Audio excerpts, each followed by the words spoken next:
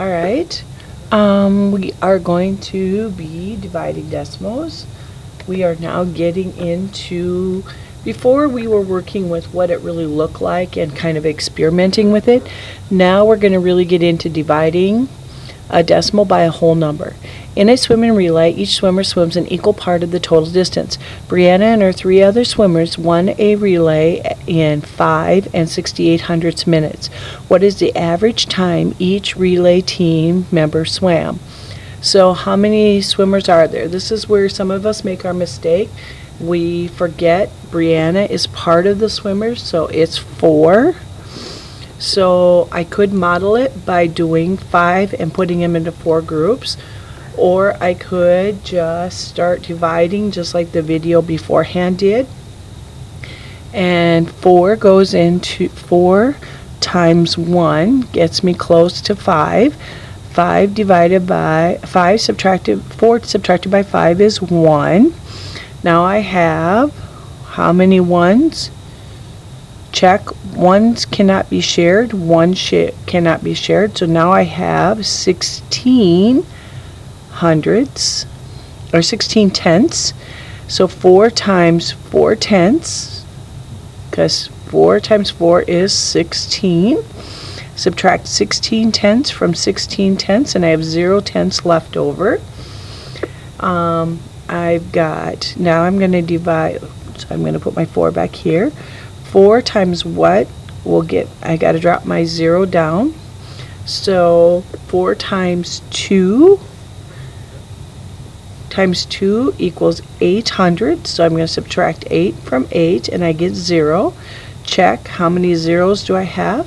Now I have to bring up my decimal straight up because I have 1 and 42 hundredths. So it took them 1 minute and 42 hundredths. This was one way of doing it if you're doing the graph or that way. I like it better this way. This is the system I like. First of all, we are using estimating, which I can tell you I think is the most important thing when you're dividing, to know if you understand it. So if I look at my problem, 40 89ths divided by 47. Well, what can I do? I can change my 47 to 50 because 5 is a compatible number to 40. And if I do that, I know that I estimate the quotient 4 thousandths. So I'm changing this to 4 hundredths. 4,000 hundredths divided by 50 is 80 hundredths or 80 cents. Divide the tenths. Okay, so now I'm just going to look at this. When you notice, now this is a good rule to write down.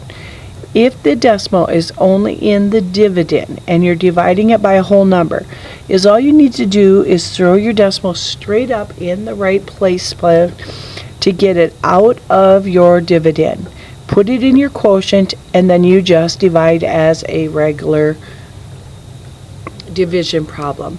So it can't go into, so 47 times what? Can't go into 4, can't go into 40, it can go into 408. It's not 40.8, it's now 408. We're just thinking of it as a whole number. So when we think of it as a whole number, I know my estimate helped me out. I know it's maybe close to 8, so that's the first one I'm trying. So 47 times 8 is 56. 32, 37, yep, that's the closest I'm going to get, so I'm going to put my 8 up here.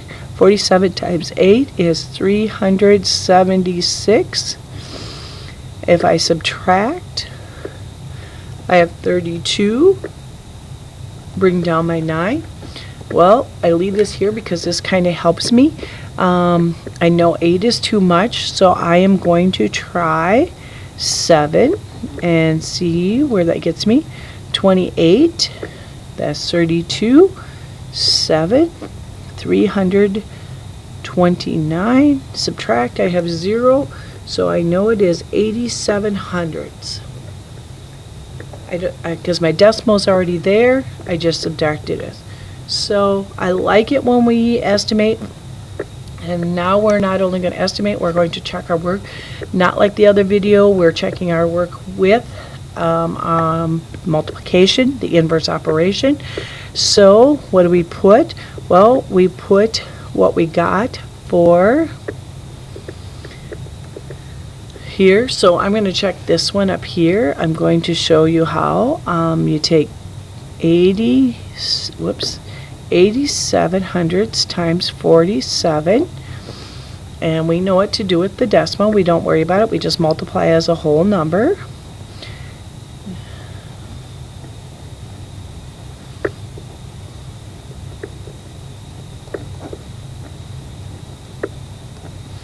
One, two, 1, 2. I have the same exact answer.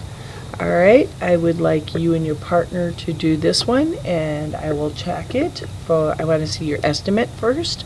I want to see your division, and then your checking, and then check mine.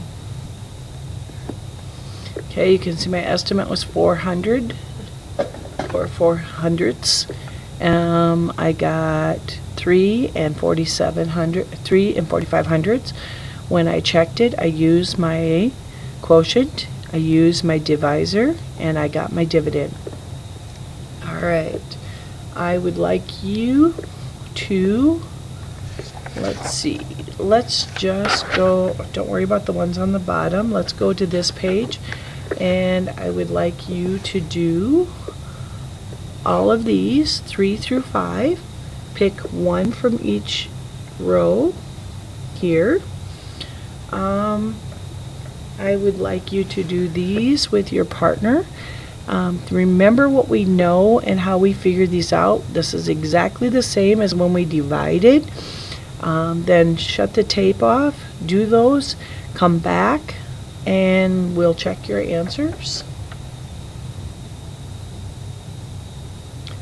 You can check your answers to see if you got the same thing. This one here you may need to talk to me about and see what happens, because they threw in a concept that you haven't done yet. Homework, evens. Don't have to do number 12 though. And here we have same old routine, 1 or, and all of these. Great practice. Remember, on all of these you need to do estimate, divide, and check.